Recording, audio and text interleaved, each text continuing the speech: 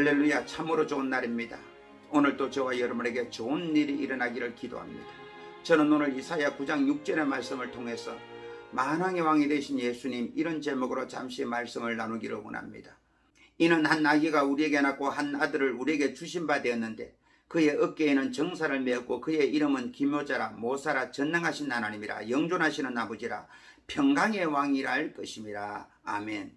여러분, 예수님은 종교가도 아니고 정치가도 아니고 사회개혁가도 아니고 철학자도 아니고 성인군자는 더군다나 아닙니다. 예수님께서는 하늘과 땅과 만물을 지으시고 우리 인생들을 지으셨으며 우리를 통치하시고 다스리시는 만왕의 왕이 되시는 것입니다. 첫 번째로 성경이 예수님이 만왕의 왕이 되심을 증거하고 있습니다. 이사야 선지자는 예수님이 오시기 전 600여 년 전의 사람이었습니다. 그런데 그는 이사야 9장 6절에 이렇게 예언했습니다. 그의 어깨에는 정사를 메었고 했습니다. 여러분, 여기에 정사란 말은 히브리 말로는 미스라고 헬라어로는 아르케인데 통치, 경영자, 권세자 이런 의미가 있습니다. 그리고 평강의 왕이라고 말씀하고 있습니다. 또한 예수님께서는 총독 빌라도에게 신문을 받을 때에 분명하게 말씀하셨습니다.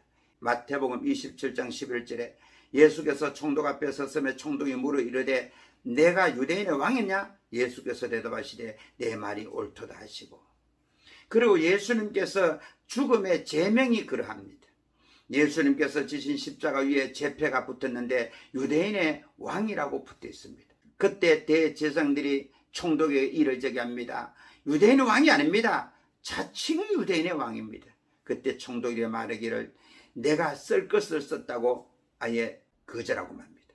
여러분, 예수님은 2000년 전에 아기로 이 땅에 오셨지만 그분은 하늘나라 임금을 싣고 이 세상의 왕으로 오신 것입니다. 두 번째로 만왕의 왕을 경배한 동방박사와 목동들에 대하여 알아보겠습니다. 동방박사는 바벨론과 페르시아에서 온 지혜로운 자라고 번역하고 있습니다. 그들은 별을 보고 왕의 탄생을 알았으니 별을 연구하는 점성술가였을 것입니다. 또한 만왕의 왕의 탄생을 감지하고 경배하기 위해서 예물을 가지고 그 먼 거리를 단숨에 달려온 그들은 분명 종교 지도자였을 것이라고 추측할 수 있습니다. 어쨌든 예루살렘에 도착한 그들은 유대인의 왕이 어디 있느냐고 묻습니다. 마태복음 2장 1절로 3절을 보니까 헤롯 왕 때에 예수께서 유대 베들레헴에서 나시며 동방으로부터 박사들이 예루살렘에 이르러 말하되 유대인의 왕으로 나시니가 어디 계시냐? 우리가 동방에서 그의 별을 보고 그에게 경배로 완도를 하니 헤롯 왕과 온 예루살렘이 듣고 소동한지라. 여러분, 예루살렘에는 대제사장들과 그리고 서기관들과 율법사들과 성령의 박시간사들이 수없이 많습니다. 그럼에도 불구하고 그들은 메시아 탄생에 대하여는 관심이 없었습니다. 오직 자신들의 유익을 쫓아서 권세와 명예와 부만을 쫓았습니다. 또한 당시 천한 직업을 가진 목동들이 아기 예수께 경배를 했습니다. 천진난만하게 밤하늘을 바라보며 하나님을 찬양하는 그들에게 천사가 나타나서 이렇게 말했습니다. 누가복음 2장 8절 14절에 그 지역의 목자들이 밤에 밖에서 자기 양떼를 지키더니 주의 사자가 곁에 서고 주의 영광이 그들을 두루 비추며 크게 무서워하는지라.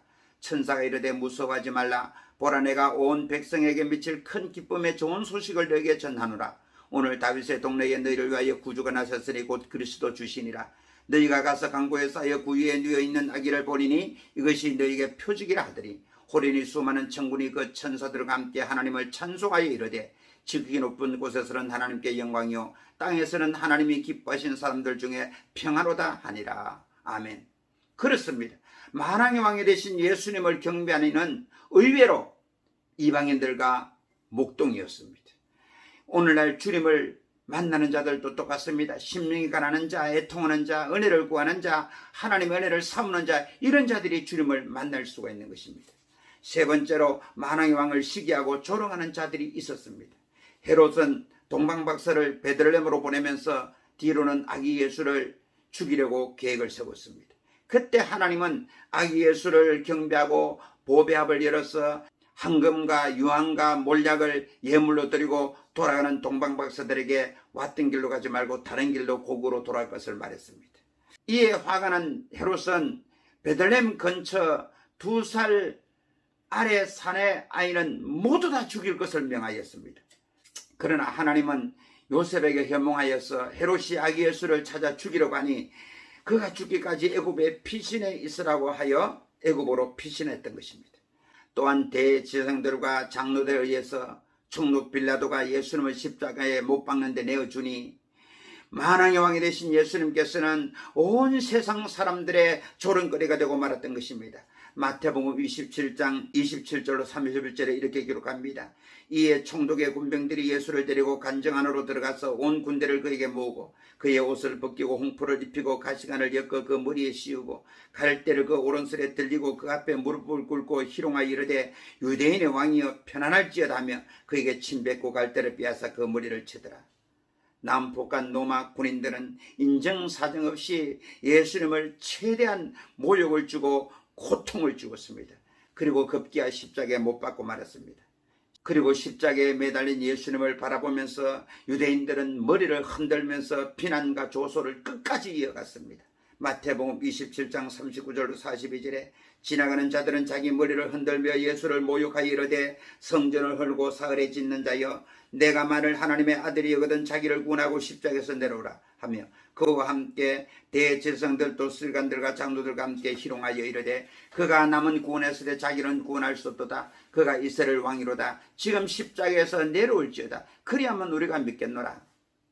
사랑하는 성도 여러분, 그러나 예수님께서는 십자가에 6시간 동안 고난당하시고 다 이루었다 하시고 그 영혼이 떠나가셨습니다. 그때 성소의 휘장이 위로부터 아래까지 찢어지고 땅이 진동하고 바위가 터지고 그리고 무덤 문이 열리며 죽었던 성도들이 많이 일어났다고 성경은 기록하고 있습니다. 그때 그 간악한 로마 군병들이 뭐라고 고백한 줄 압니까? 마태복음 27장 54절에 백부장과 및 함께 예수를 지키던 자들이 지진과 그 일어난 일들을 보고 심히 두려워하여 이르되 이런 진실로 하나님의 아들이었도다 하더라. 그리고 예수님께서는 죽은 지 사흘 만에 부활하셔서 40일 동안 제자들에게 나타나시고 성천하시어 하늘의 임금과 땅의 왕으로 좌정에 계시고 있는 것입니다.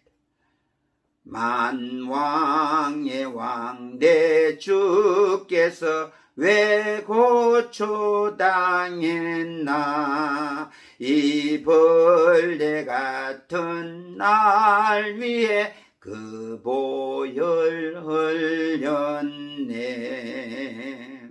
그러므로 사랑하는 성도 여러분, 우리는 예수님을 왕으로 인정하고 우리 삶 속에 왕으로 모셔드리고 그 예수님의 다스림과 통치를 받는 그런 복된 삶이 되기를 바랍니다. 그렇게 하면 우리 주님께서는 저와 여러분의 삶을 최상의 삶으로 이끌어 주시고 인도하시고 축복할 줄로 믿습니다.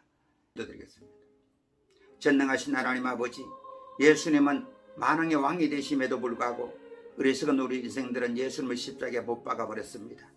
그러나 웬만한가 웬내는가 성령께서 우리 마음속에 역사해 주셔서 우리는 예수님을 하나님으로 만왕의 왕으로 이 땅의 임금으로 인정하는 삶 살게 하시니 감사합니다.